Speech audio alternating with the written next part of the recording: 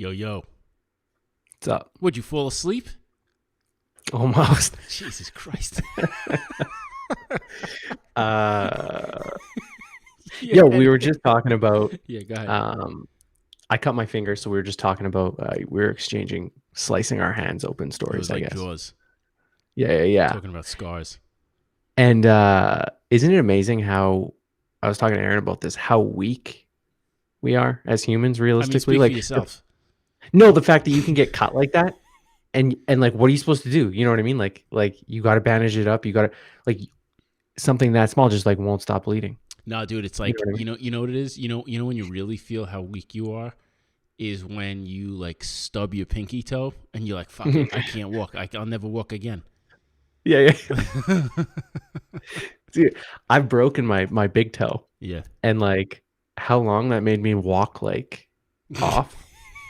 You know what I mean? And you're just like that simple You walk like a bear that got its like back paw stuck in a bear trap. for weeks. Yeah. And the fact that like I just gashed my hand open and I should have got stitches, but I just like I don't want to leave my house. Yeah. There's a bunch of reasons. It's a little you Yo, kind you of feel don't like want to get a bitch. COVID in your open wound. Yeah. No one knows what happens if you get that.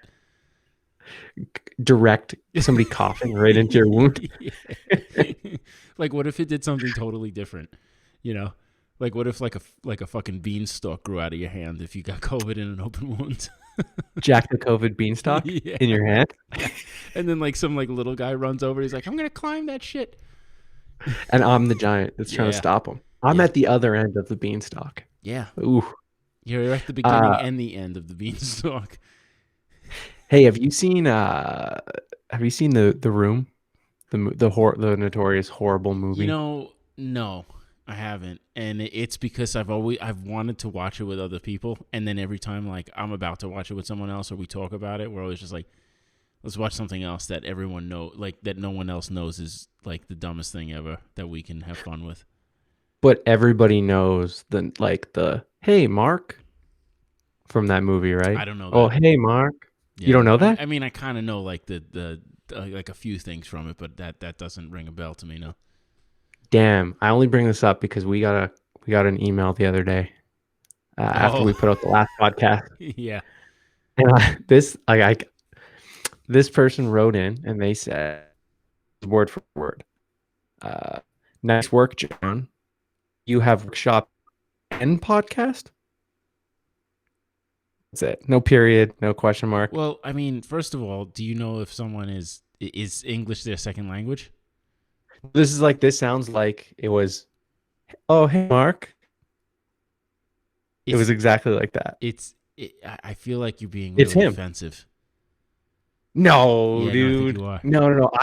No. I'm saying this because there's no question mark at the end or anything.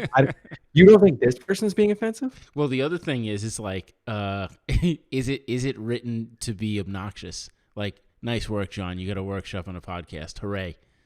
Good for you. I think no. I think it's like You think it's they're congratulatory? saying no, not at all. You I think think it's they're like shitty? you. Yeah, yeah. Oh, Yeah. That's the vibe I get. fuck.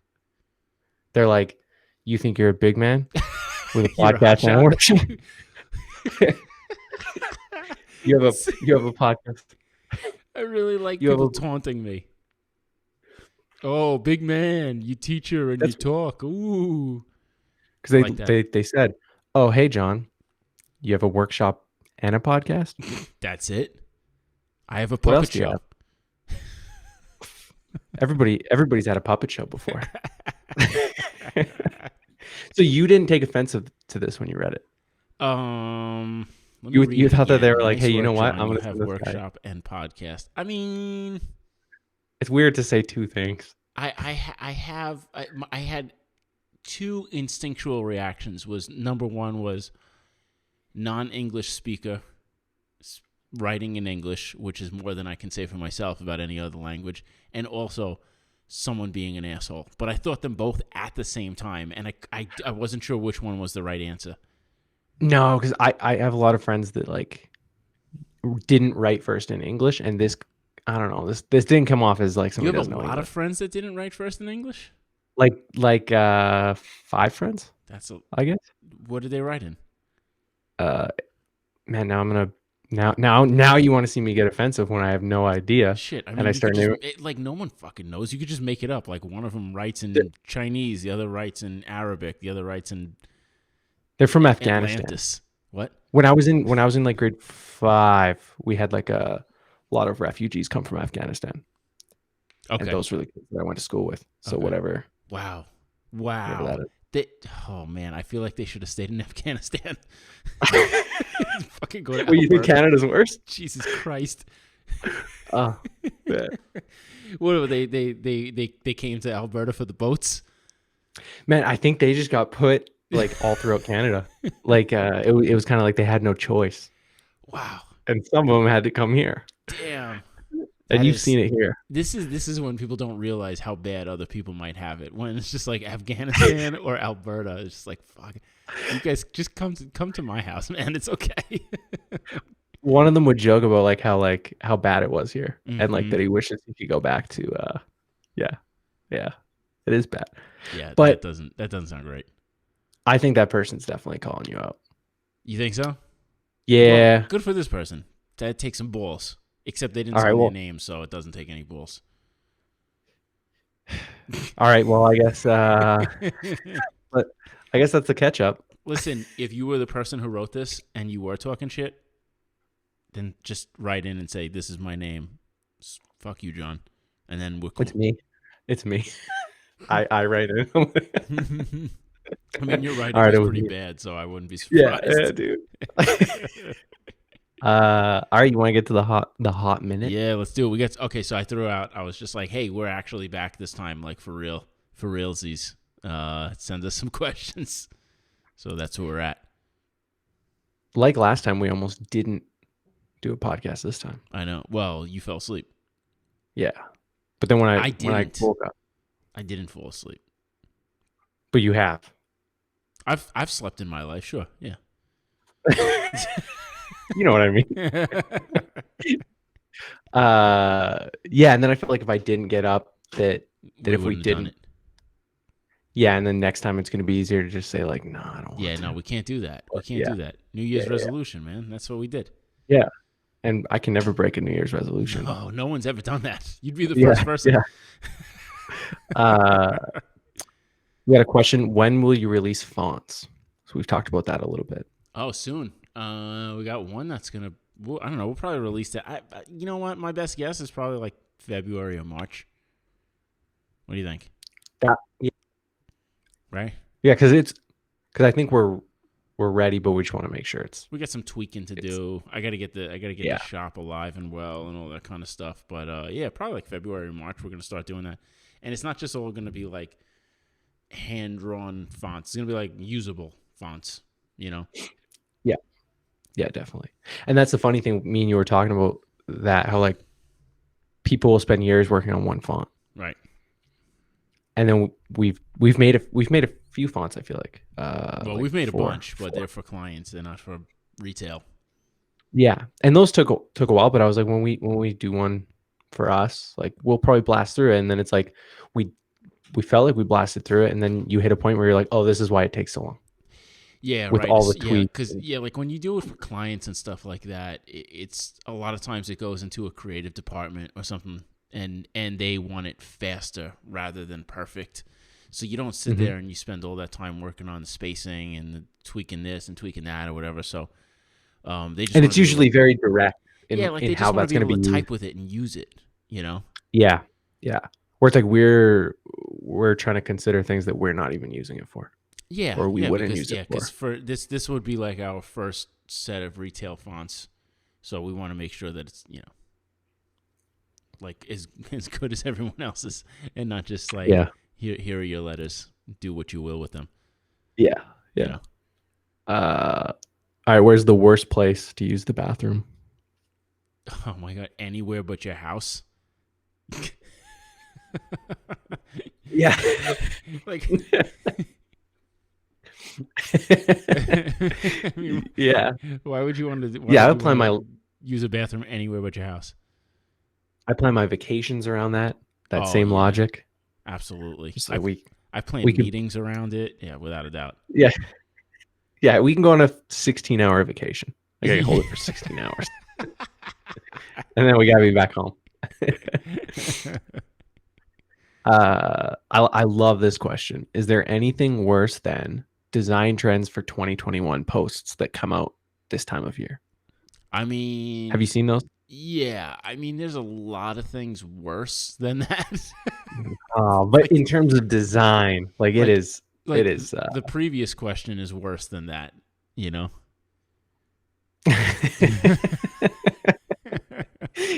Yeah, that's true. That's true. But it's pretty frustrating to see, especially like I remember it's not too long ago that I was in school, and it's like I remember reading those blogs and being like, okay, like next year I gotta bookmark this because maybe I should be reading this next year. And then you start working, and you're like, none of this means anything. Those posts are strictly for people who have to fill quotas, I think. Yeah, You know, yeah, I don't think there's any other reason for them to exist except for someone who's just like, hey, I need an article for the end of the year. What am I going to write about? Oh, I'm going to write about the trends. for And next year. most of the trends are already like come and gone in those articles all the time anyway. They're just like, you know what's going to be big? Blue. Blue's going to Yeah, be big. And I'm just like, okay, yeah. cool. Except for what's crazy is you do see those things, those articles, and you can see that it's like kind of enforcing some agencies' work in a weird You way. think so? You think I it's like mean, a setup? I think it's here's the rigged. thing. I worked at a college, and we were doing a rebrand right around the time that Instagram rebranded to like the PowerPoint bullshit color scheme. Do you know what I'm talking about? Like the PowerPoint. No. gradient, the way Oh that yeah, they I know what the you're talking gradient about. colors. Sure. And the agency that was doing a rebrand at the college, like independent of Instagram and stuff like that, also did that. Oh And really? there's blogs being written at the time of like, this is the next trend. It's like these. I'm trying to think of other companies that kind of seem to be jumping onto that. I Like, mean, everything did it at that time. I mean, but you still see it kind of happening right now, like that Foursquare rebrand, things like that. Oh Those yeah, sure. gradient Like backgrounds and like the non-design, like weird, like default stuff. '90s throwback shit. Yeah, and it's almost like stuff you see on like package mock-ups that you're like, oh, you're supposed to replace this, but for some reason nobody's replacing it. They're Yeah, just slapping their logo on it. yeah. You know, yeah. It's I don't know, man. It's though all that shit is kind of useful to an extent because you want to see a lot of Mhm. times like what not to do. You know, like you're Oh just yeah, like, here's some shit I should stay away from. You know, I it's on that's the every way. yeah Yeah, that's the way I always look at them. It's just like, okay, this is gonna be a trend. Okay, I'm not gonna be touching this shit.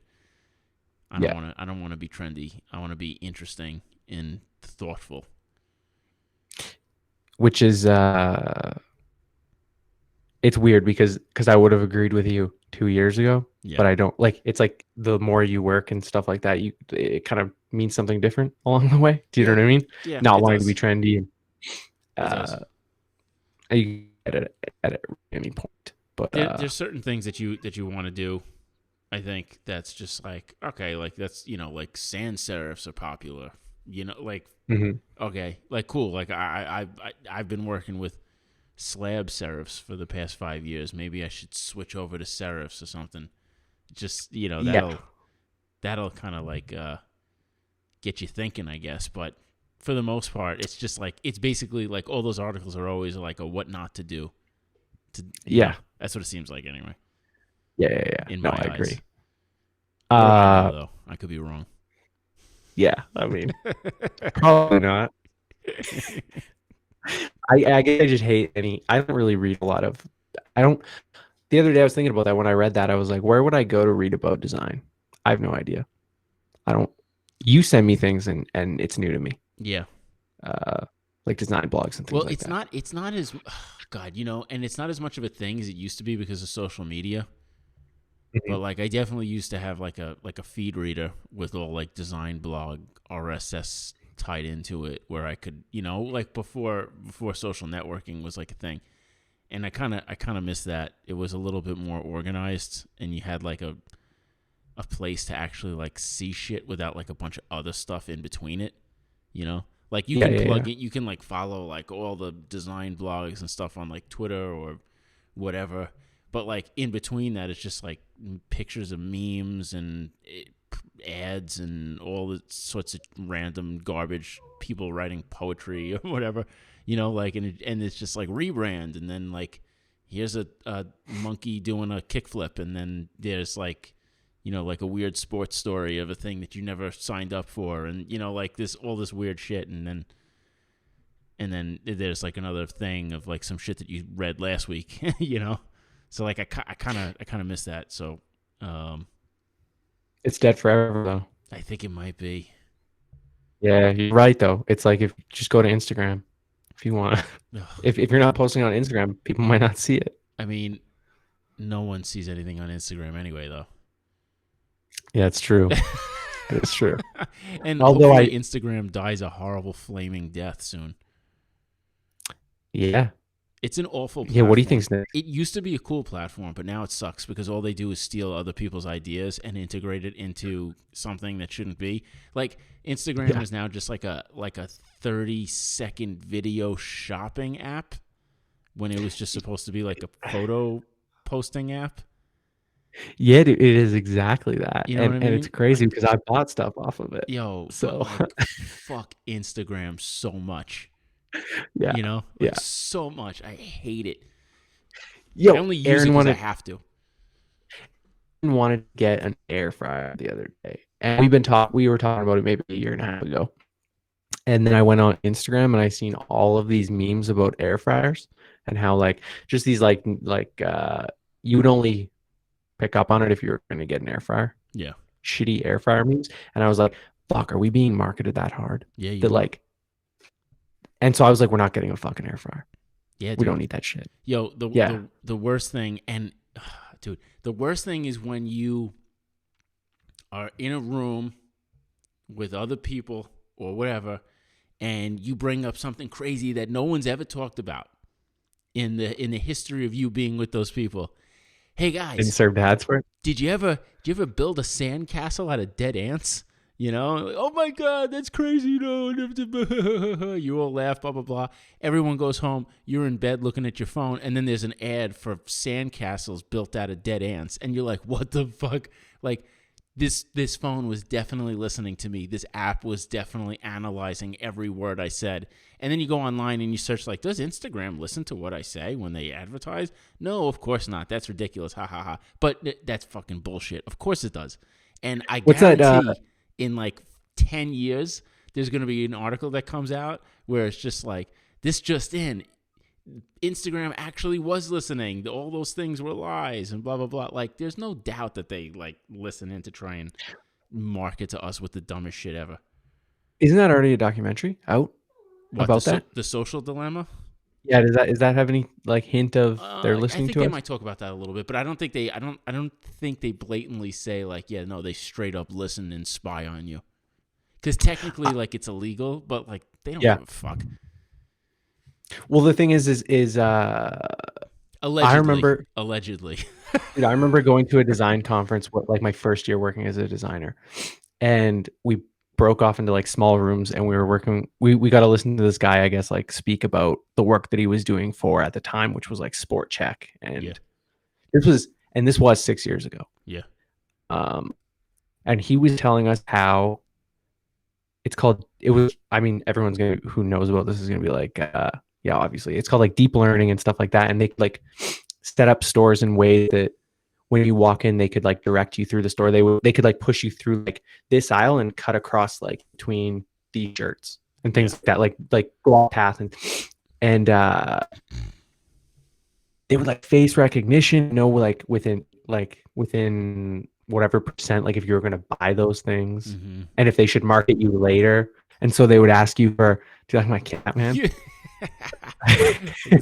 Brent's cat just walked up right behind him. It's like a really creepy jerk way. Yeah. And they could like, so they'd ask you for your, hey, do you want to sign up for our newsletter?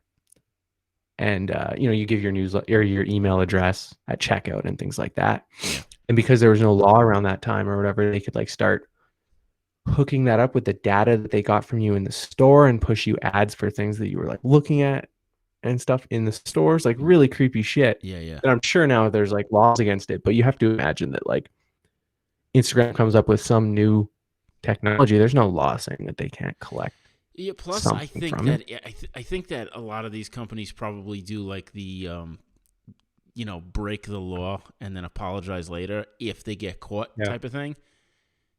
Like I right now they probably, if this indeed does happen, which I believe that it does, and I hate to sound like a conspiracy theorist, but I believe that this is a reality. Yeah.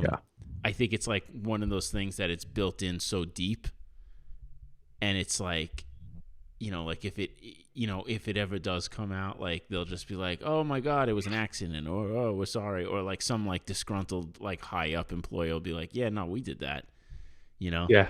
like Yeah.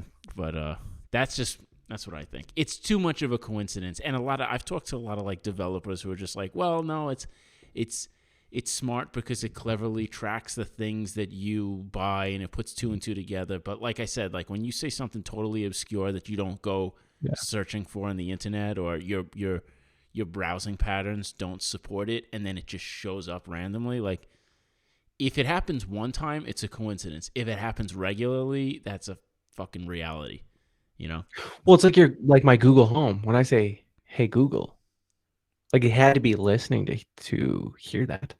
You know what I mean? Yeah. So it's always recording well, maybe not recording and storing, but it's always recording and listening for the cue to Right. record and listen. Right. So, Right. I mean, somewhere, right? Yeah. We're all being watched. All my conversations. Yeah. Now This just got dark. The key is to not have your conversations recorded, or start a podcast. I don't want people listening to my full conversations. Like and subscribe. Yeah. I would never want people to sit down and listen in length what I have to say about anything. All right, what's your favorite What's your favorite New York slice? My favorite slice is no longer in existence. It was Carmine's in Greenpoint, Brooklyn was my favorite slice. Favorite pizzeria of all time. It doesn't exist. It was also a pizzeria where I grew up in Long Island. I can't remember the name of the place, but it was really good, and it was like real old school.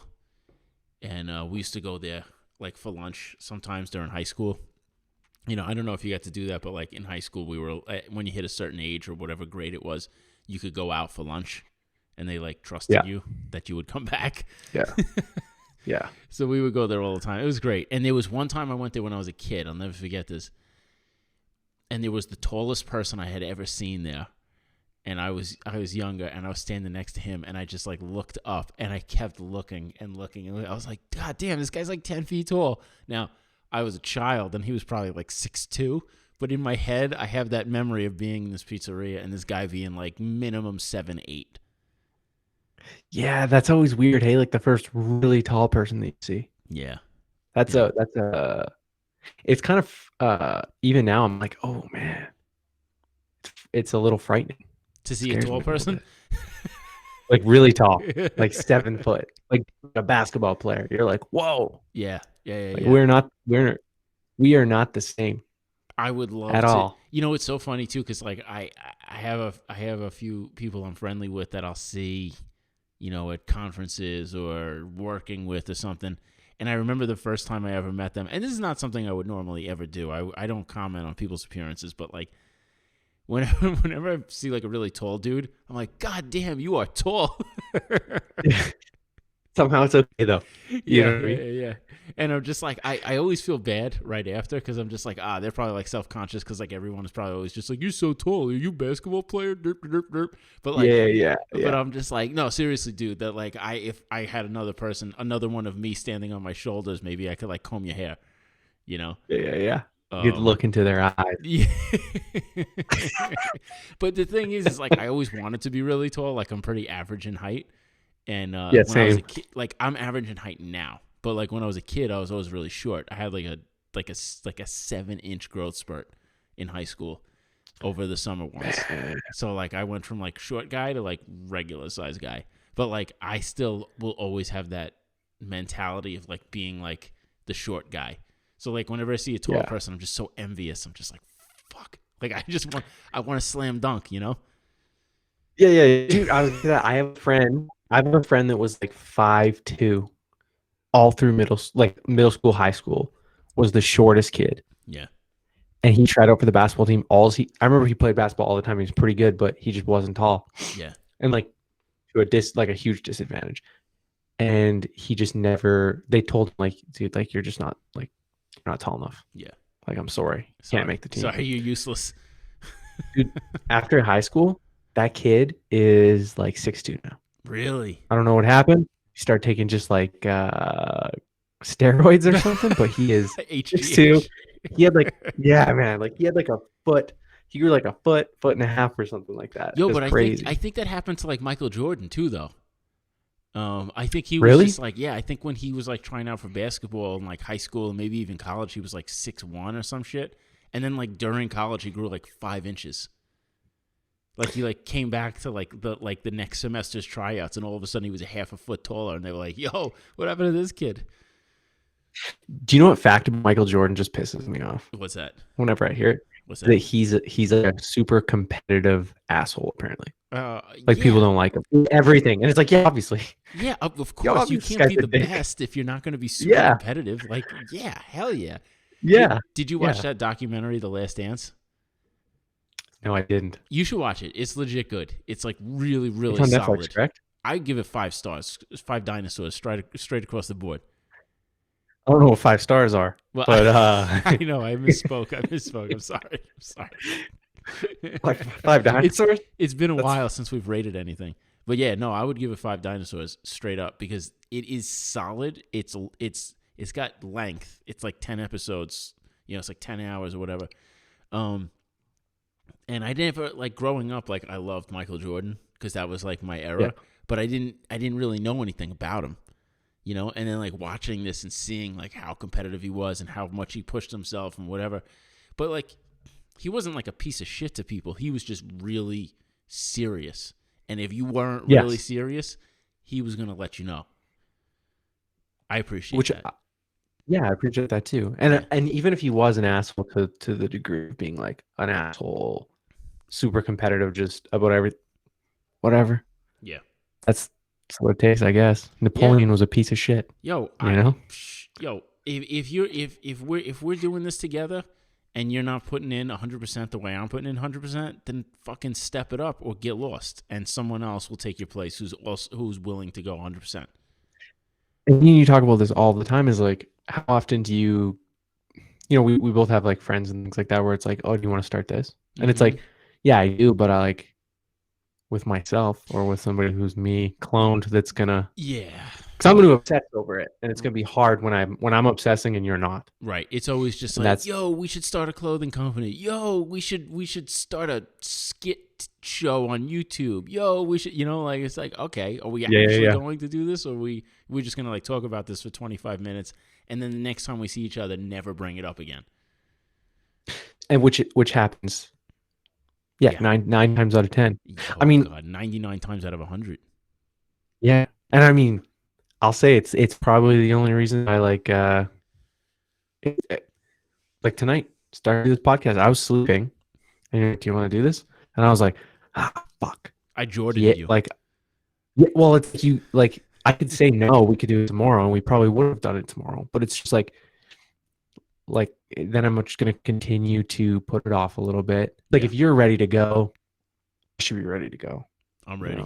I was ready. Yeah. Fucking. I don't got kids. Man. I could have been sleeping. Yeah, I had kids to put to bed. I had like shit to do. Yeah. You fell asleep on the couch. Next question. Did you guys get COVID? Oh, did we get COVID? Officially, we don't know. Yeah. We don't know. The answer to that is we don't know. In February, I got really sick. Um, for like 2 weeks, my throat felt like I had razors in it. My chest was all sorts of fucked up. I was really, really out Bloodshot of red it. eyes. And then I got these like crazy, like pink eye, bleeding eyes for like a week. And I went to the doctor, and the doctor was like, I have no idea what's wrong with you. He's like, this is like some kind of weird virus you got. And I was like, cool, thanks. And then like within a few days, it ended up going away. And then I think by like March 2nd or so, it went away. But that was before that was before anyone really thought about, I think, diagnosing COVID in New York, because I don't think we had that big outbreak yet. So I don't know. And then by the time the antibody test came out, I think they said like 3 months was kind of like the cutoff of where they would show up still, and I was way past that. So I never actually checked. So I don't know. Maybe not. Maybe I just had some other weird disease. Yeah. I have no idea. I don't think I had it. I don't think so. You but kept I mean, saying you did. Like every week, you were like, "Yo, I definitely have it this week. I definitely you have might it this just week." get sick though, and like it's going around, and you're like, "Fuck, is this it?" Yeah. Like, my brother was in Florida in February. Came home super sick. Yeah. Stayed locked up in his this was before they were like telling people to lock up and stuff like that. Yeah. He said he was just too sick to get out of bed. Like he just Yeah. stayed in bed for like 2 weeks.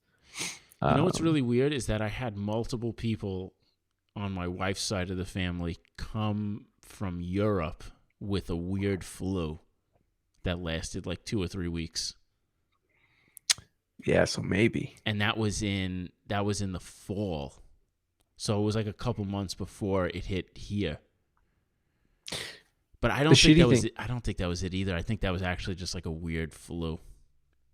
How often do you travel though and feel like shit? You know what I mean? Every time. Yeah. Every fucking time. Yeah. Dude, and I had those 2 trips like at the end of February and the beginning of March too that were all around the time of like the sickness explosion. Yeah. So I don't know. So the answer is yes. Yes. We did have COVID. I mean, I had people in my family that had it for sure. Oh, really? Yeah. And then my wife's grandmother had it. She's 93. She had it. She was in a nursing home. She caught it in a nursing home, and like people died and shit. But she, knock on wood, she beat it. Took her like 6 weeks, but she beat it. 93. Yeah. My cousin had it. She works with older people. She had it. She was stuck to her for a while. Other people I think may have had it too, but they don't know for sure, you know? And then I got like friends and stuff that had it and shit like that or whatever, but people we work with have it or had it. Mm-hmm. My neighbor across the street, his mother died from it. Yeah. No, there's a lot. There was a lot of COVID around. There's a lot of that shit.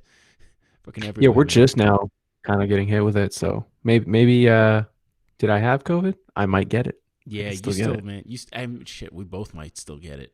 I don't know if I had it or not. Whatever I had sucked, but I really, really hope I had it. I don't want to have it. I don't think I'll get it though, because I feel like the longer we've been in this, my life has just become very isolated. Yeah. Yeah, that's what I was thinking too. Like it got those first 2 weeks of like quarantine was just like, this is horrible. How can anyone possibly live like this? I feel like I'm in an underground bunker. And then by like week 3, I was just like, life's normal. Everything's fine. And like now I just don't even know. Like when I leave the other day, I had to go do something. I got out of the car. I didn't even put a mask on. I totally forgot because like I haven't left my house in so long that like I rarely put one on because I'm never near anybody. It's like I got out and I didn't even think about it. I was like, oh fuck. I've walked up to grocery stores now, like 3 times I think, where I get to the grocery store and it's been so long and I'm like, oh fuck, my mask's in the car. Yeah. And I'll be like, do they have masks in the front door? Like checking to see. Yeah. And it makes you wonder like if people around you are thinking like, that guy forgot his mask. Or like, fuck yeah, you forget your mask, yeah, fuck that shit, freedom. Yeah. Because I mean, I do walk in and if I forget my mask, I just act like I don't wear those things. Yeah. This is America, North America. Oh, one day I was super busy. I had to go to the post office to pick some stuff up. And this was I guess this was when COVID kind of just started getting serious here, Yeah. and like masks were wear a mask indoors everywhere. It became like protocol or whatever. Yeah, yeah. And I stormed into the post office, and I was kind of in a hurry, and I was kind of weirded out. I was like, why are the employees all looking at me? And I got to the back of the store where I had to pick up my package, Yeah. and I was standing in line, and I don't know why, I was like, oh fuck, I'm not wearing my mask. Oh So man. rather than wait, because everyone's looking at me, Yeah. and like I'm sure they would have said nothing. Like that's the way it seemed. It kind of seemed like I was like, why is this lady just looking at me but not really wanting to? Like it seems like they want to say something, but they're not saying anything. Yeah, yeah, So I just like ran out of the store, grabbed my mask, and came back in. But yeah. I could have just played that character though. You should have. Yeah, You no, I don't should wear have those went things. all in. Yeah, yeah. Like I've spitting made on them and stuff. I've came too far. I've come too far. You Can't gotta be putting finish on the my mask job. now. There was, I remember before they started doing like the mask like mandating type of stuff. There was there's a place over by us that was doing grocery takeout. And it's just like a small market type of thing, like a farm market thing. And I wasn't expecting anybody to be there. So I didn't bring a mask with me. And like I said, this was before, like, it was like, you always have to wear, because you remember they were saying, like, don't wear it, then do wear it, then don't. And everyone's like, I don't know what to do. What am I supposed to do here? Yeah. So I went and I didn't bring a mask because I was like, well, no one's going to be there. They're just going to leave the bags on a table and I'm going to drive up, grab the bags, throw them in my car and get out of here. So I drive up there and there's a line of people waiting and people behind the tables, like scanning credit cards and shit like that. And everyone's got masks on except for me. And I got out and I felt horrible. And this wasn't even to the point like where this was like like a thing yet. And I was like, oh my God. I just kind of like stood there like as far away from everyone as I could. And I was like, I hope everybody doesn't hate me. Cause like this, I would be the one to be like, dude, go back in your car and go get that shit. But I didn't even bring it. Yeah. You should have just hands over your mouth. Yeah. Just like sneezing constantly. Yeah, just stick your face in your shirt. And how quickly has it gone from seeing people in stores like here in the winter kind of wearing like face guards and things like that? I'd get a little uneasy because people are covering their faces. I don't know why I'm like feeling a little weird. And then now it's just like I don't even think about I actually really like wearing it. Especially now that it's been getting cold out and it's just like covers your face, keeps you warm when you're walking outside. It's like really nice, actually. I don't have to fake smile. Any emotion. Yeah, fake smile at people and things like that. Actually, I would normally point to this as more evidence that you're a serial killer with no human emotions, but I totally agree. Like you don't have to just be like smiling and thanks. Yeah. And I feel like you can keep your head down a lot more in grocery stores and things like that. I don't have to interact with anybody. Yeah, it's as horrible as it is. There is a lot to this where it's like a break from being social. It's a break from being a human. Yeah, which is kind of nice. Yeah, because let's face it, we weren't meant to be this close and being like, I have to be friends with you at the grocery store. I mean, I think I disagree. 200 years ago, we would have been stabbing each other for that food. I mean, how is that different than now? Yeah. I guess it just would have been like resources would have been more sparse. It's really interesting to see the animalistic reactions to this like isolation shit, though, where it's just like people feel like they need to be with other people.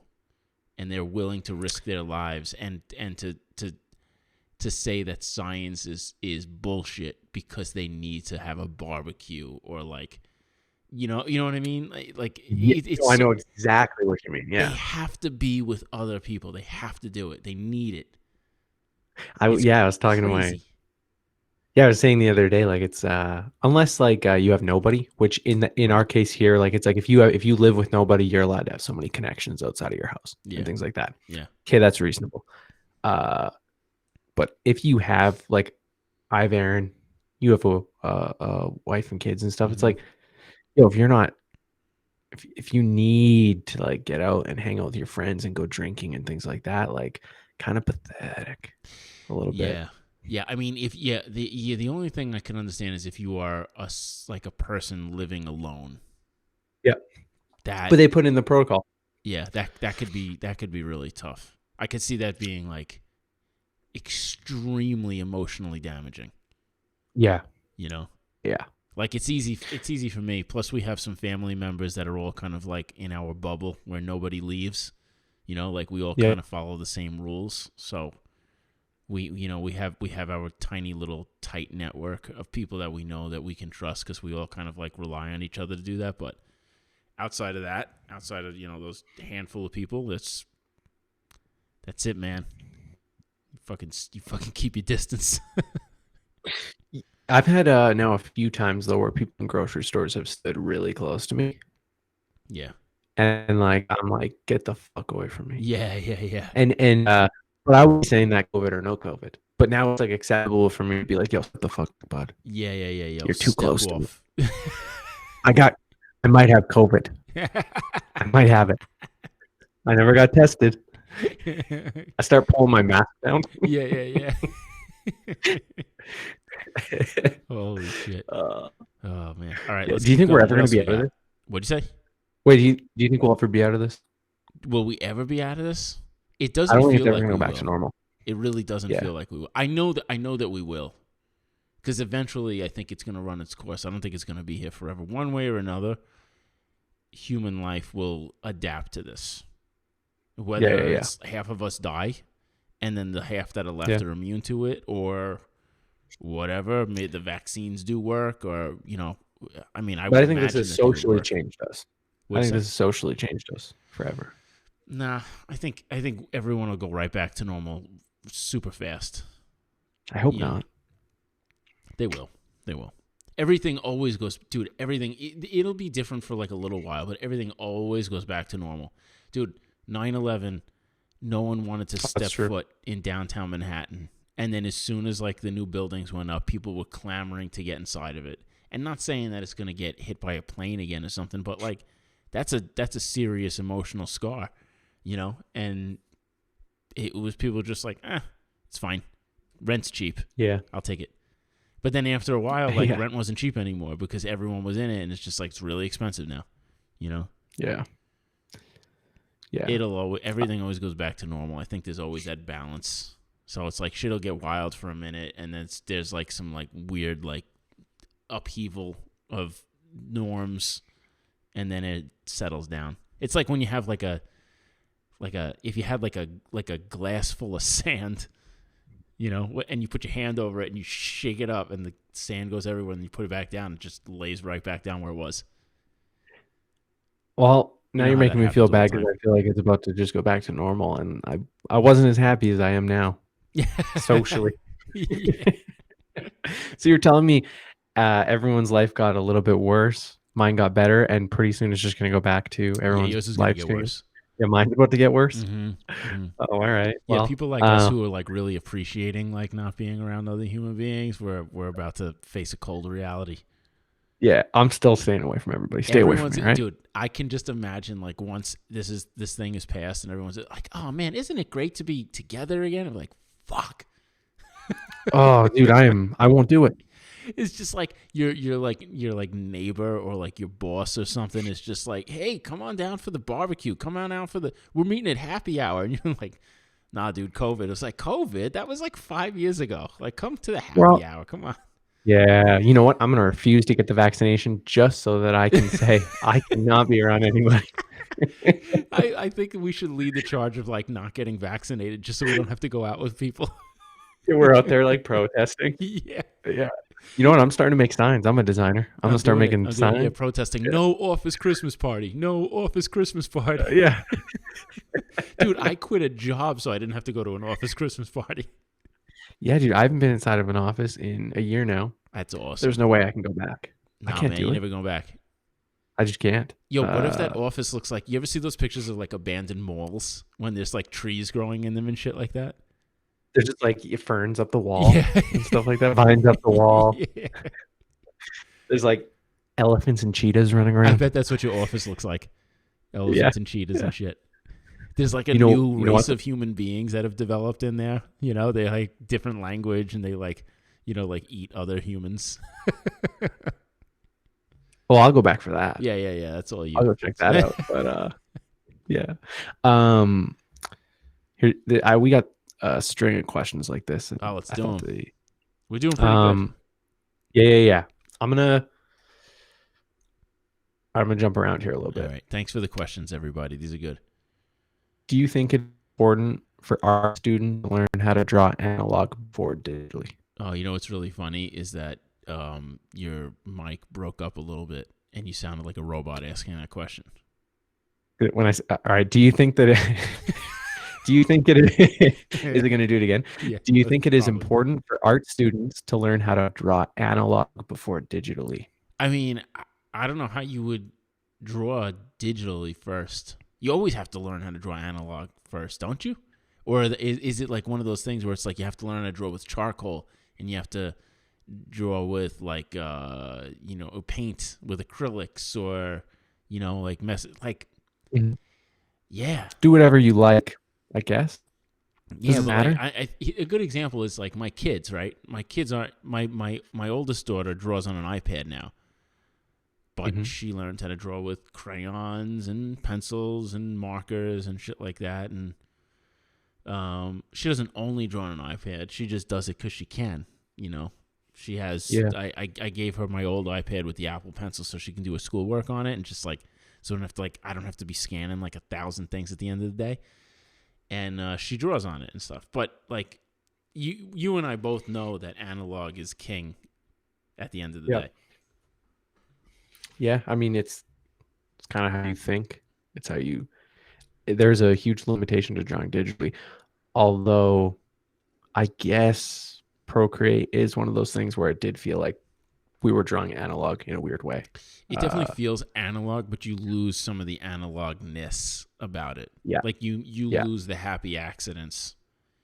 Oh yeah, yeah. Like And there's it's almost because you're double tapping to erase really quick or to yeah. restart that line or Well, there's also like the best example is when I'll do like some pen and ink shit sometimes, and I'll take the nib and I'll get a really toothy piece of paper, and when I drag the nib, I'll turn my hand a certain way so that it flicks as I'm drawing, so yeah. you get that psh, psh, psh, like the flick of ink, and to get that like splatter effect and stuff.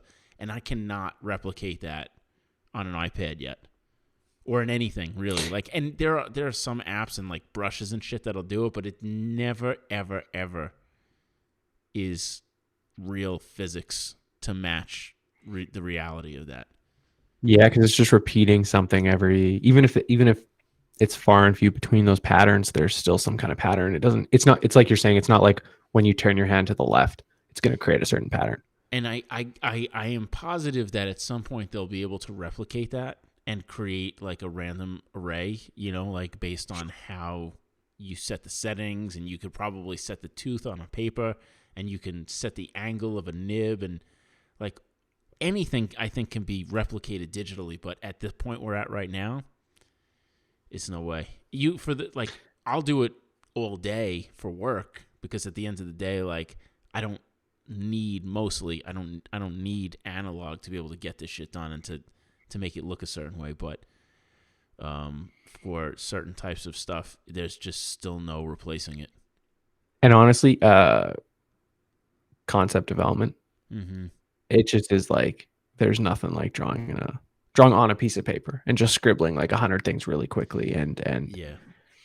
Well, it's also yeah. the satisfaction of having pages in a notebook, or like piles of paper, or whatever. Yeah. That's the Yeah. best shit. I'm looking at my Um, sketchbook right now, man. I'm loving it. yeah, no, I got mine It's down great. here too, and it's like a lot of garbage, but it's just like you know what you were thinking when you're drawing it. It's just Mm-hmm. like all laid out. It's Yep. So much there's garbage. something. That's the best part, though. All the garbage. It's books full of garbage. But I'm looking at even like a letter that I was working on, and it's like there's no way I would have done that in Procreate. I would Right. have been too precise and too deliberate with my lines, where this I was just like flowing, kind of just fucking around, and there's no. Well, that's really funny too, because like in Procreate, I feel like it's made me a better illustrator in terms of because prior to digital drawing, I didn't have the patience to be better. Mhm. I was more interested in getting more ideas out than refining them. And Yeah. now with Procreate, it's a lot easier to refine quickly. So it's made me more precise as an illustrator from that effect.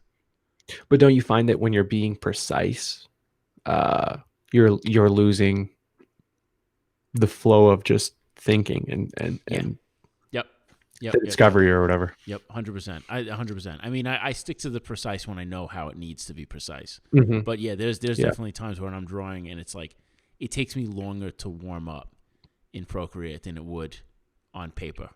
Mm-hmm. But did you experience this too? Is like, we started doing this about a year ago too, where we were like, we're gonna start drawing in sketchbooks again. Yeah. And I think we both got like 2 pages in, And that was that. and that was that. And now I've been doing this since March, Yeah. I guess. Yep. And for the first little bit, I was like, it's so weird how it didn't work on paper. And I was like, how many books deep are you now? um,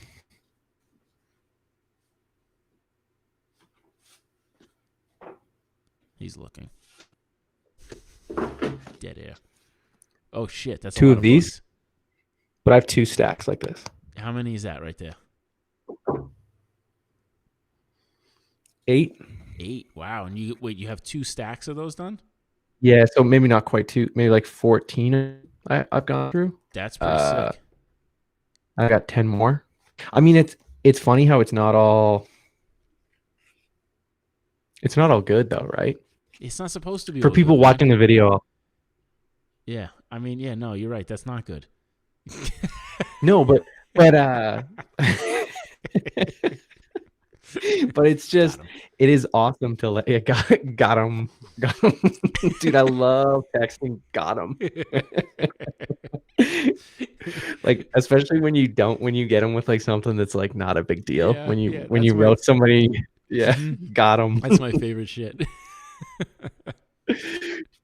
Yo, like, this is sick. Yeah, no, you got some good stuff in there. I'll give it to you. But also some horrible shit and some notes and some like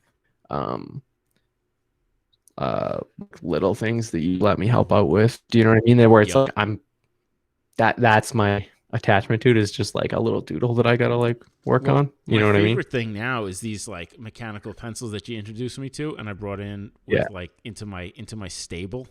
And for anyone watching the video, there they are. So this is like my Well, you got my Statler Mars eraser, the mechanical eraser. Whoa! I love this thing. Do you use it? What is this one here? This is a Mitsubishi Uni mechanical 2mm. Where's the camera? There it is.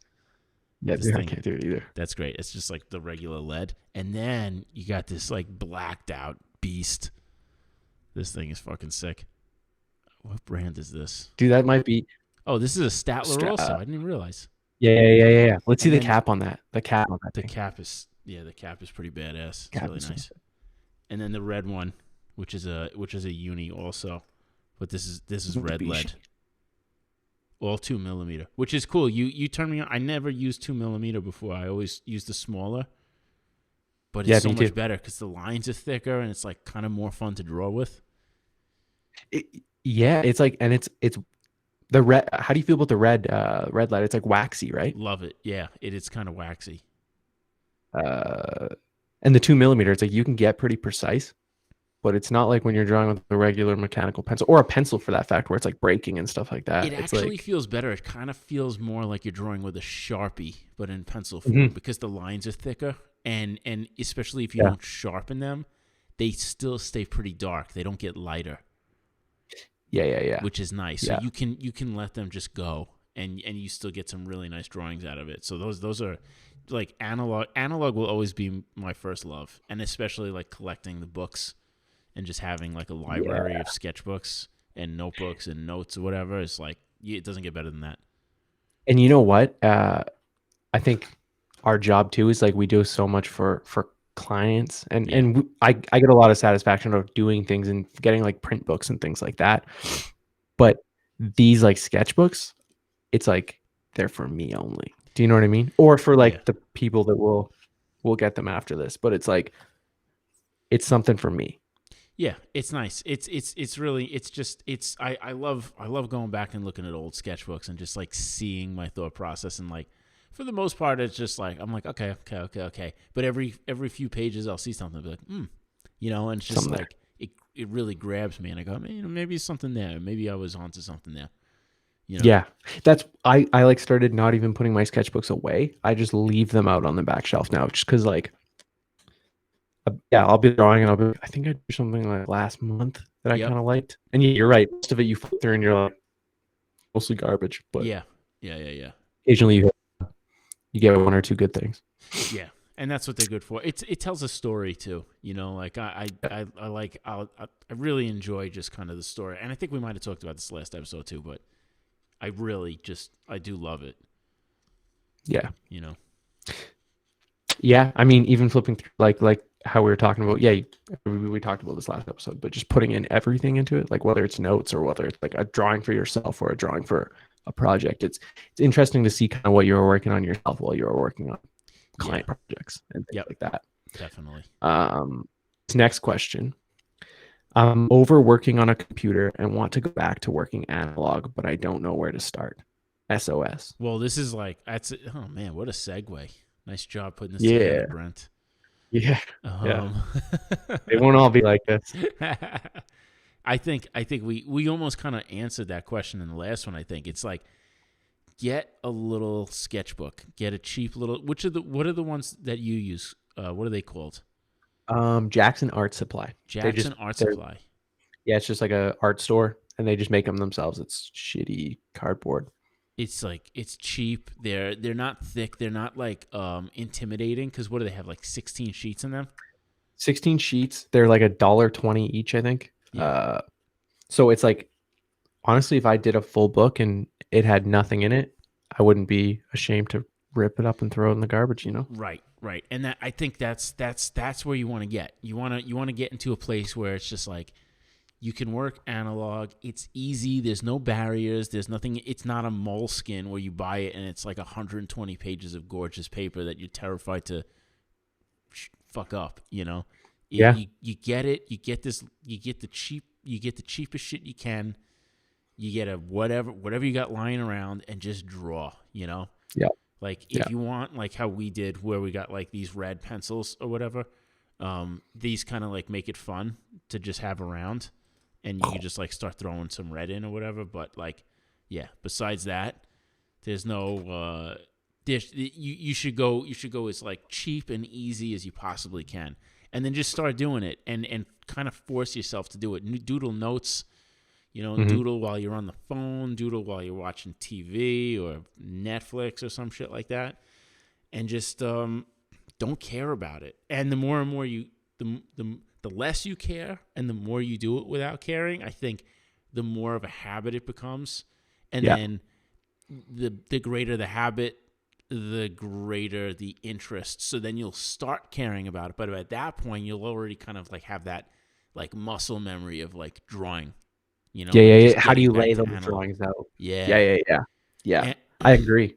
Excuse me. And if drawing's not your thing, I think it's just like that same kind of mentality, sculpture or photography or whatever, just do it. Like find what the lowest barrier is and just get in that way.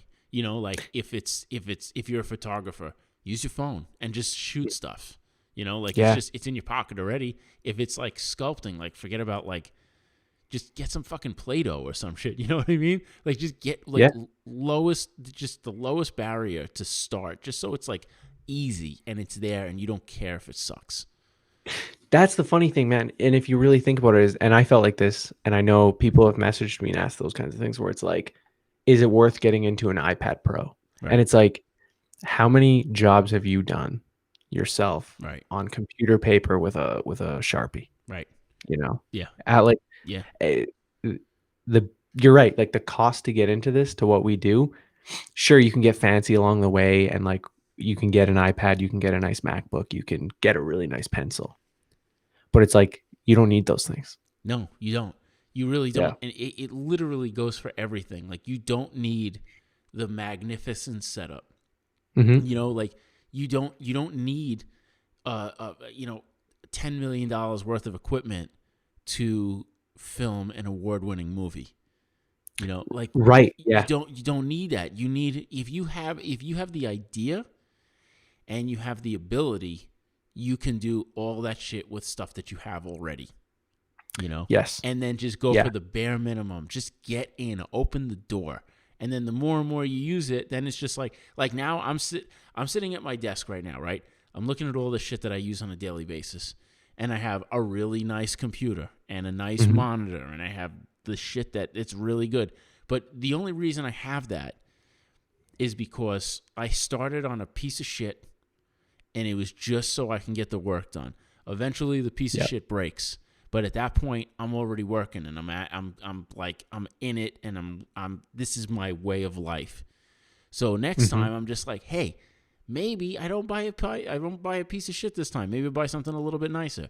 So then as soon as you're in the habit of doing it, that's when you start investing the money into the process. But like, if you're trying to start the habit, you should just, like, the money that's in your pocket should be able to cover whatever you're gonna do. Isn't that funny that habit is usually such a bad word? But Yeah, like it really is about how do we develop a habit? yeah, And it's like the entry to that is very, very cheap. And it and should be. it's It should be super accessible. yeah, it has to be accessible, because like, you think about like bad habits, right? Smoking or eating candy or not exercising, like all this Mm-hmm. shit that, like, you have to actively choose to do all these things. But it's the same thing Mm-hmm. for starting good habits too. You have to actively choose to do it. Yeah, yeah, yeah. And it's just, there's really no difference. I mean, especially like, there were times when I was a kid where my habit was drawing, and I would get in trouble Mm-hmm. for it because I would draw when I wasn't supposed to. When you're a little Same kid, you're here, just man. like, Yeah. you got to pay attention or whatever. But it's you just got to get back. You just got to get back into that mindset, and it's like, as least friction as possible to get back into it. Just start doing it. And that's like the best advice for anything. How do I do this? How do I do this? Just start. That's it. You just start. Yeah, yeah, yeah, yeah. It's You know, there's always yeah. ways to do it. Um yeah. I mean that's just that conversation is like opening up a lot for me in terms of like I feel like I developed the most when I was drawing every day, sitting there Always. drawing. And for some reason, occasionally you'll start working on a project or get pulled away from it for a certain amount of time, and you know that it's what was driving you, but for Right. some reason it takes you a while to get back to it. Right. Yeah. Well, you think about like like movies, or I don't know, singers or some shit like that, bands. It's just like, they create this like masterpiece, and and whenever someone talks about it, they're like, and they did it only with this. You know, Oh yeah, that's right. it's like if it's a band or a singer or some shit like that, and they're like, well, they wrote and recorded the whole thing on their laptop at home. They didn't go into a multi-million-dollar studio and produce it with all these things. They did it all themselves. Or it's like the Blair Witch Project or some shit. It was all about Hmm. the concept of or like that movie. I think we talked about it last week. That movie Host that I watched, where it was like the Zoom chat horror movie. Yes. Like, Yeah. how much did that movie cost? Like $5? You know what I mean? Yeah. Like, 10 million. fucking blockbuster. Yeah. It's just like, it's all about the idea, and it's about the execution. It's not about the equipment. Like, you can be super talented, and what movie was it? I think it was The Godfather. The Godfather was supposed to just be a movie, like the movie kind of version of a popular book. But you have Francis Ford Coppola comes in, does all these tricks with the camera, the lenses, and the putting Vaseline on the lens and changing the color, tone, and all those kinds of things. And he went and he took like what was supposed to just be like a cheesy like mob movie and turned it into one of the greatest film works of art of all time. You know, Yeah. and I think the story goes that the studio was only expecting him to just like churn something out just for them to put out and cash in on this book. But what he ended up doing was kind of creating history. And you hear that story all the time. Little kids doing Yeah. shit. And it's just like, oh, all they had was this, and it's just like, there's no barrier. There's never a barrier. You just have to do it. You can find a way to do it. You just have to. Isn't that funny too, that after something like that happens, usually then it gets a lot of like in terms of music, they'll record their first album and it's like amazing. Yeah. And then they get money behind it. Uh-huh. And they get a nice fancy studio and they get a bunch of Sucks. producers that are helping. Yeah, it's just trash. It takes away the life. Yeah, absolutely. I remember watching Pulp Fiction behind the scenes, and Quentin Tarantino has like a little VHS camera and he's carrying it around filming Yeah. actors. Yeah. And he's like talking to Bruce Willis and they have that conversation where I think Bruce Willis says, "You realize that one day somebody's going to film a movie on that thing you're holding right now, Mm-hmm. and it's going to win awards." Yep. And Quentin Tarantino's like, "Yeah, I know, probably." And it's funny because it's happened. Well, the amazing thing is like when you think about taking away all that extra, right? All you're left with is the desire to create. Mhm. And that is the best thing, because it's just like pure unfiltered creativity. It's like, Oh man, yeah. that's like when it's just like, oh, I only like the band's old shit, is because nothing got in the way. There was no refinement. It was just like whatever they had inside them is out, and that's what you're hearing. But it's also because you lack everything else, the only thing you can focus on is concept, really. That's Like it. it has to be strong. If it's Yeah. not strong, you could tell a story using nothing, but Right. just listening to it speak the story, and you're like, wow, that's amazing. Yep. That's an amazing story. Yeah. It's like better than a movie. Well, and you think about it too, like all the things that are like trend setting, I think, and all the things that are so influential are always those things. They don't like. Is there anything besides like the flukes? Your Jurassic Parks of the world, or Your what? You know what I mean? Like things that have big budgets that became very memorable and influential. But like besides that, if you think about the things that were the most influential, it was always the shit that like people just found a way to make. Yeah. And then In a weird way, everyone it's always copies it. counterculture. Yeah. And then once it gets copied, then it becomes filtered and beefed up and blah blah blah blah blah. But I think that's the stuff that always ends up sparking ideas in people. Yeah. Which I feel like you do a really good job at keeping things not necessarily small, but you do. You work with fewer people. Yeah. You work. You touch like every project you work on. Mm-hmm. You know what I mean? Which we talked about this last week as well. But it's like that's kind of when Pentagram was at its best, was when those partners were all working into every project that they were. Yeah. Like every project that Pentagram was working on was being touched by one of the partners. Right. But I'm sure now it's become a hit and miss with like what they can take on and things like that. Yeah, I'm sure. It's just like, especially as you get older too, like you can only work yourself to the bone so long before you're just like, fuck it. Like I'm sure there's projects that come in and they just like hand it off to the junior designers or whatever. I don't know how it works. I mean, I don't know much about Pentagram outside of the small amount of shit that I see or have, talked about with, people that might know more than me about it. But like, it's like anything else.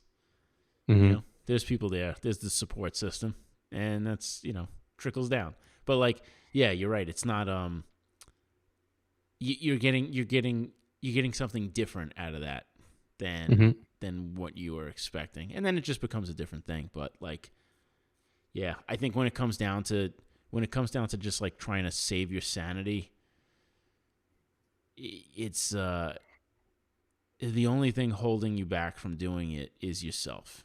So like, Yeah. it's so funny to like see like someone type in and or send in, it's like, I'm overworking and I want to go back. How do I do it? Where do I start? They know. Like that's the thing. Whoever this person is, Yeah. they know the answer. Like they don't need to hear. Like the only thing that we're gonna tell them is just reinforce what they know already. They're sitting there and they're like, Which "But is how good. do I do it?" And in the back of Yeah. their heads, they're just like, "Well, I just gotta grab that paper and that pencil and I just gotta start drawing." Like they know what the answer is. There's no Yeah. other answer. Yeah.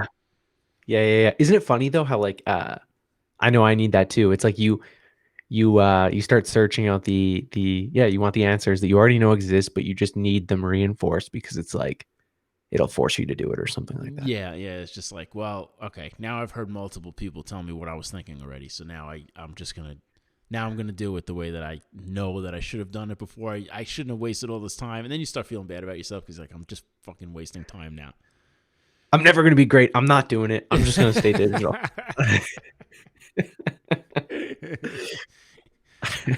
Oh man. Oh man. Um yeah, you know what? I had a question to ask you. And I'm gonna keep it super vague just because it's maybe controversial. Okay. Do you think you know what? Maybe I should save this for next podcast. No, you can ask. No, go So ahead. If it sparks something, we can always put a fucking pin in it and roll it over. Okay. So I worked for a client like last year. Great experience. Super nice. Um and then just recently another creative put out a big story about how they were like treated horrible by this client, Yeah. and this client like wouldn't pay them and Yeah. was like was super abusive to them and things like that. Yeesh. And then that person like added me on Instagram and stuff, and like people reached out and were like, "Hey, what was your experience with this client?"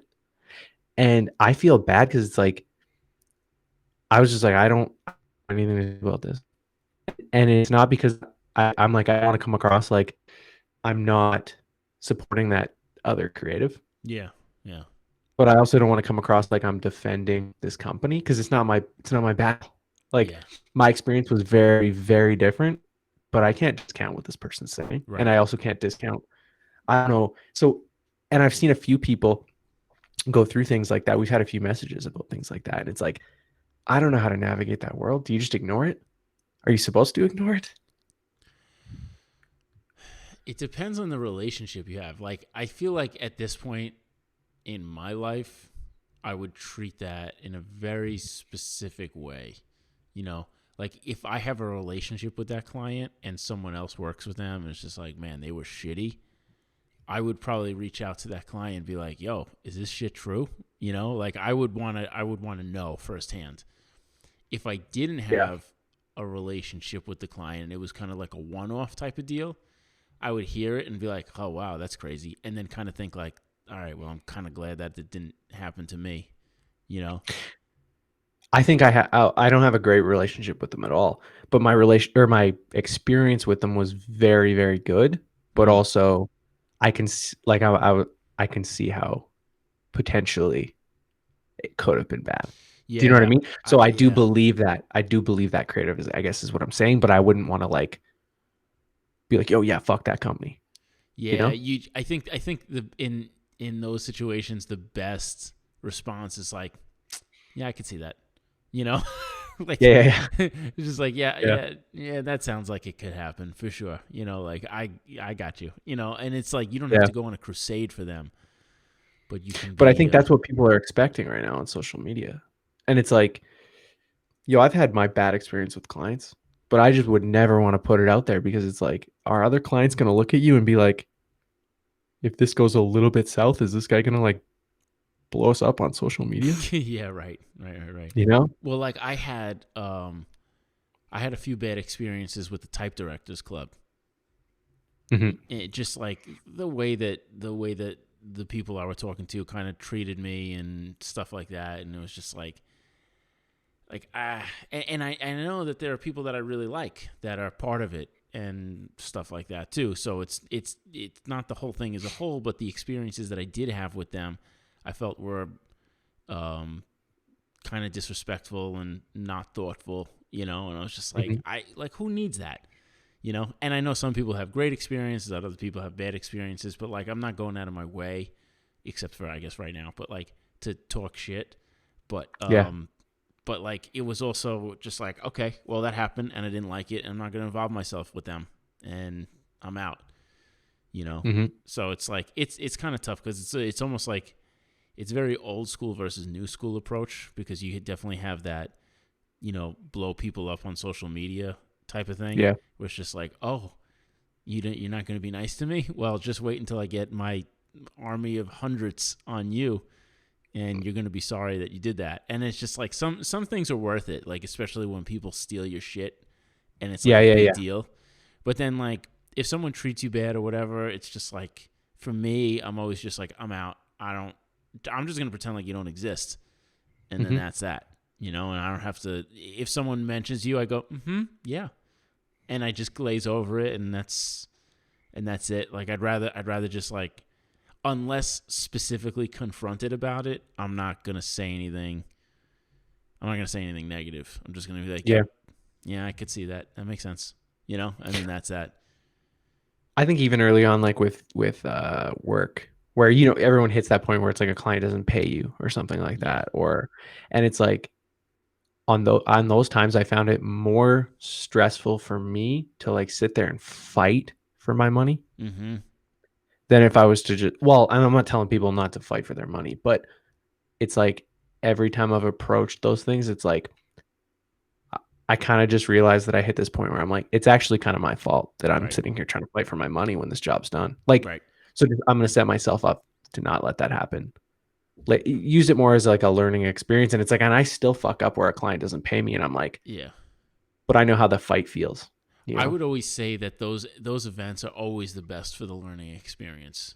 Yeah. You took the words right out of my mouth. It's just like whenever something like that happens, it's always just fuel for the fire of moving Hmm. forward. Just like, okay, and if I want to get paid, I got to make sure I do it like this. I got to make sure I talk to clients like this. I got to make sure I handle it like this. I got to make sure I don't sit, that, and it goes for everything too. Like Yeah. those learning experiences are priceless. It's just like, it's because it'll save you so much money. It'll save you so much headache. It'll save relationships. It'll save you sleep. It'll save you Yeah. friggin', like ulcers. Like it's just Yeah. there's no need to like not take. You got to take something from it. Like you can find value in just about everything that happens to you. It's It's hard sometimes. yeah, it's totally hard, but like at some point, even if you like heal from whatever happened, then you look back and you go, you know what? I did learn that X, Y, and Z. Even if something happens to you, it's not like it's your fault, but it gives you the opportunity to recognize it if it ever comes again, so that you can avoid it in Yeah. the future. You know, um, Yeah. yeah, dude. You want to do one more? Yeah. Yeah. Yeah. What bothers you about young designers that you'd like to see them learn or do differently? If we had this question 5-ish years ago, 5-6 years ago, I would have a different answer. Like I remember kids when they would come out of college would go straight to Instagram for work, and they would Yeah. get it. you know Hmm. and it was really interesting, and I remember talking to younger illustrators and designers and stuff like that, and they were like, well, what do you think about this, what do you think about, and I was like, I would always say, like, I think you're doing yourself a disservice only trying to get work on Instagram, because one day that's just not going to exist, and then you're Hmm. never going to know how to get clients. you know and cut to 2020-ish, where algorithms rule the land, and I Yeah. hear nonstop people saying my shit is not showing up. I keep getting bumped. Like I get no engagement. Whatever. Like all these things that were never words when I started. And then they're like, I don't know how to get jobs. It's just like, well, that's unfortunately the name of the game with this business is like learning how to get jobs. And Yeah. I think with all the algorithm shit. A lot of younger kids learned that they can't rely on it, so they're trying other things. But like right now, I don't know other that young design. I don't know. I honestly I don't know. I don't know. That was my pet peeve. But like kids seem like they're trying pretty hard these days to Mm-hmm. kind of like make a splash, and I appreciate that. I haven't really seen anything that specifically pisses me off. Um, I mean, everyone thinks they're like a god on social media. That kind of sucks. But Yeah. you know, even that is not as bad as I thought it was. Like a couple of years ago, like when those algorithms didn't exist, there were people that were definitely undeserving of like kind of that adoration, where they kind of like fell into like some weird little niche, and people thought that it meant something, because they got like a shit ton of This, followers or something. Like it doesn't mean anything. yo, dude, this is about to trickle into next episode. Oh yeah, we Hard. got a big one. We got like, yeah, that's right. We have a question for next episode that we're gonna probably just focus 100% on, right? Yeah. I feel like, you know what? I feel like this question might be this one specifically. What bothers you about younger designers that you'd like to see them learn or do differently? Maybe be more specific. Maybe direct it at me. Something When you that's see me, well, don't be a because serial I'm kind killer. of, yeah. No, but I feel like I'm probably a good representation of I would say yes. Okay, I would say where this. we are at. For you as a young designer, the thing that bothers me about you, and I tell you this Mm-hmm. all the time, is that a lot of times you get so excited about shit that you are constantly thinking about big picture stuff before you even finish a little picture stuff. Yes. Like you'll be like, Okay. we'll be working on a project and we'll be talking about something, and we'll have a cool idea, and you'll be like, yo, let's drop everything and build a fucking pyramid. And I'm just like, yeah, I'm just like, hey, first you got to finish your diorama in the shoebox first. Yeah. Like, You know what? Yeah, that's very specific, but I mean, a lot of projects come to mind where it's like, uh, yeah, ones that I just worked on where it's like, you kind of like helped me scale it back, and then also like, I was ready to like finish the design work, yeah, and you're like, hey, and it was pretty good. yeah, I mean, I've showed people and they were like, yo, that's a really great direction. It's like, you were like, yo, why don't you just explore more before you start heading into finalizing this right, stuff? right. And then I started exploring more and it was like, I came up with a way better idea. Well, Like, what's funny about that is I don't know if that's all young designers. I feel like a lot of designers probably stay in the exploration stage too long. And I mm, think you've been working with me long enough to see, or to try and keep up with my pace, because I am very quick at like concepting and producing, because I've just kind of like taught myself how to do that, and I try to push you to mhm. be quick like that also. But sometimes Sometimes it works. sometimes it's important to keep going, because you need to recognize where the stopping point is. Like I can work on a project for 2 weeks, like a branding project, trying to come up with a logo and get nowhere. Or my book cover is a perfect example. That was like 4 months, get nowhere. And then other things, I might just have the idea and I execute the idea and I'm done. And it took like 10 minutes to really get it on paper and do like an inked version, and just like be like, yeah, that's what I wanted and that's what I did. So like Hmm. it's definitely about being efficient with your time and being smart and self-editing, but you know, I think it's more about recognizing when you've got something that you can work with. So like I think you're still finding the place in your process where you are able to recognize when you've got something and when you're on the cusp of getting something. That's a, yeah. That's a really good point. Yeah. Yeah. Just think about it. It's interesting projects I specifically work on with you, and those thoughts have already been decided. Yeah. I guess that's where I sometimes will get stuck in then just big picture shit. Right. Where it's like I can just focus on uh like the larger pieces. Right. But then when I scale back to my work, I'm still in like, how do I finish this? In like a, like a very quick amount of time. You're right. You're Yeah. right. That's what it is. Yeah. Uh that's funny.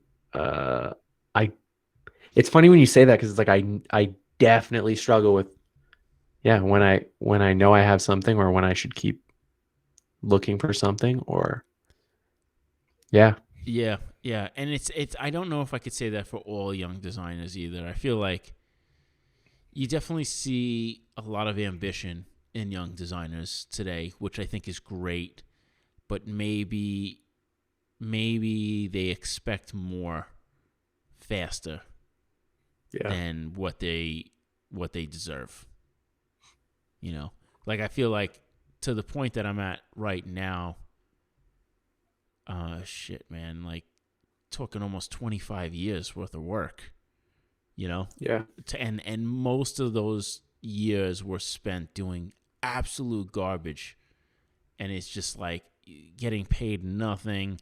The work is bad. The circumstances are bad. It's very rare for it to even, like you gotta like really put in the time to deserve praise for what you're doing. Hmm. Like even these like people who are kind of like social media darlings or whatever that are relatively younger. Hmm. Like, yeah, maybe they catch a wave somewhere and people are like, "Oh, this person's so great," but they still haven't fleshed out the rest of their toolbox yet. You know, Yeah. like cool, you can do one thing kind of interestingly, but like there's no everything else is still like very much unmolded clay.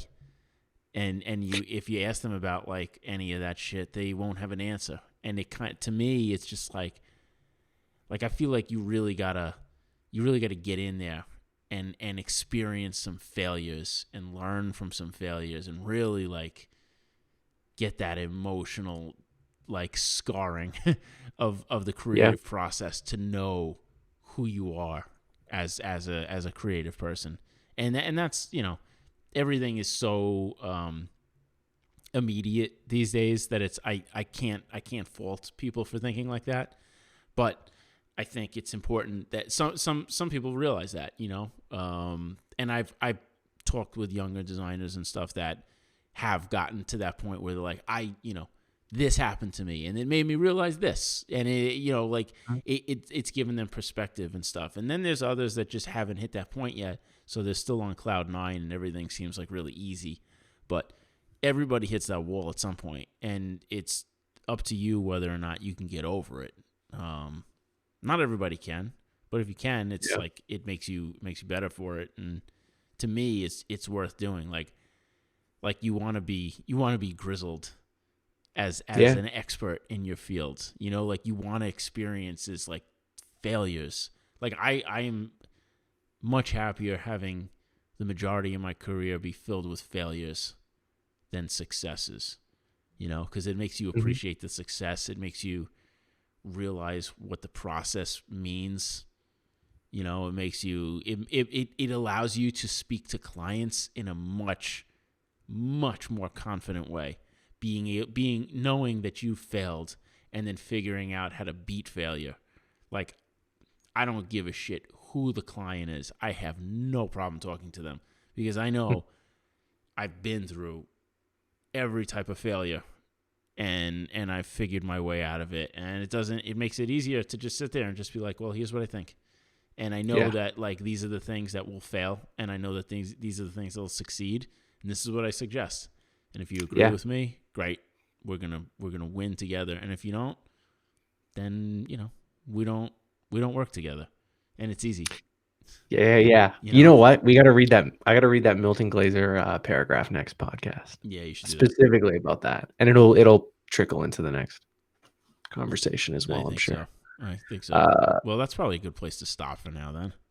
yeah. Right? Look at that. 2 podcasts in a row. We're animals. What do you think? Yeah, I think we're almost done for the year. Oh man. I mean, I guess people can go back to rating and reviewing because we're going to be back. We're going to be doing this. This is it, man. I'm telling you. This is 2 in a row. It's a fucking record. Well, I don't think people know that we're on YouTube. And also, I think when you search the podcast on YouTube, it's hard to find. Is it? Oh yeah, it's just like a lot of weird shit, right? A lot of noses. Isn't it just like youtube.com/John Contino Live? I think that's what it is. Yeah. I mean, most I people could have. look right now, being that I'm sitting in front of a computer, but like, Well, I'm not. I mean, you should do it since you're Brett the intern. You should be fucking typing that shit out right now to see if it Well, works. nobody assigned me this job yet. God damn it. I have to do everything for you all Or the just time. assign the job. You have to. YouTube.com/John Contino live. Is that where it goes? Yup, that's it. All the fucking episodes are there in video format. Look at that. But I think people searching the knows just get some weird shit. Hey, listen, that's the internet for you. I'm sorry. Yeah. That's it. Just don't look for that. Look for John Contino live. Or you can go to nosecast.com or get it on all the podcast platforms. We're on all of that shit. Send us more questions. We got we got so many good ones, and we're gonna just keep hoarding them, so we can keep giving you guys more and more episodes. So check us out. We're at Contino Studio on Instagram, and buy the book. Why don't you at CantinoBook.com or check out CantinoWorkshop.com.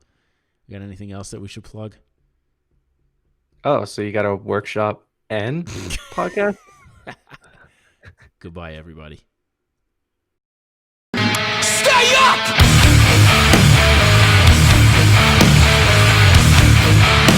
A frozen break that paralyzed the truth!